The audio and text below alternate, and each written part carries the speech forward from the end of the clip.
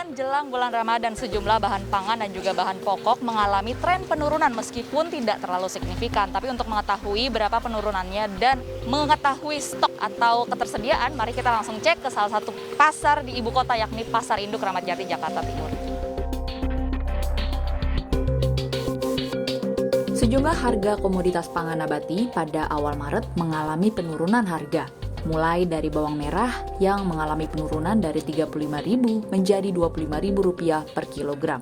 Menurut pedagang, tren penurunan harga bawang merah masih bagian dari penurunan daya beli konsumen akibat pandemi. Dijualnya 27, 26. Nah, turun. Yang 2 minggu yang lewat sempat 35 harga bawang. Semakin tambah hari semakin turun. Karena kopi, jadi karena kopi itu mengurangi, si pembeli tidak ada, gitu. Berkurang pembeli, gitu. Untuk bawang putih sendiri, harganya masih stabil pada Rp22 hingga Rp23.000 per kilogram. Komoditas lain seperti tomat juga mengalami penurunan harga dari Rp17.000 menjadi Rp11.000 per kilogram akibat melimpahnya stok karena memasuki masa musim tomat.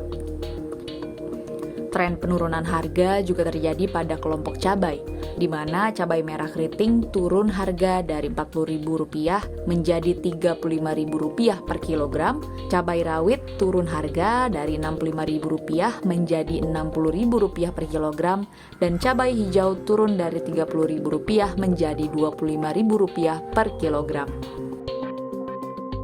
Hari ini alhamdulillah udah turun. Iya, udah karena itu keluhan rakyat, pengen harganya bersahabat, kita udah turun. Iya. Turunnya karena pasokan di Jawa udah mulai lagi, udah ada lagi. Ya.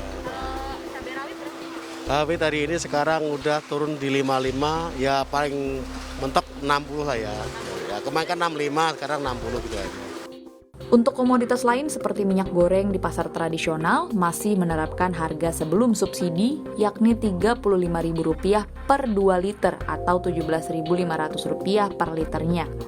Ini disebabkan karena para pedagang di pasar tradisional masih belum mendapatkan stok minyak goreng harga subsidi.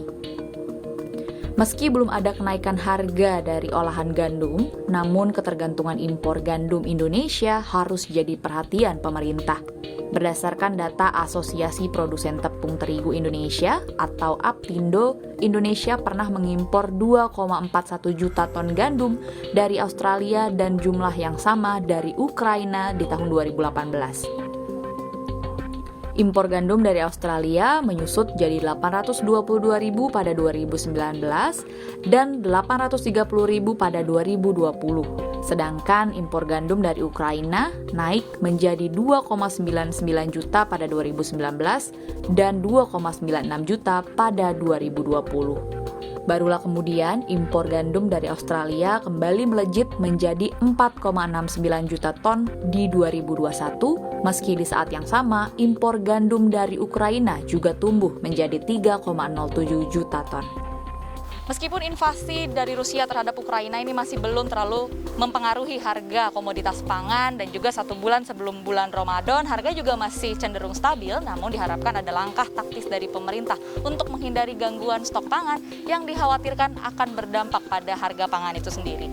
Dina Gurning, Syarifuddin, CNBC Indonesia.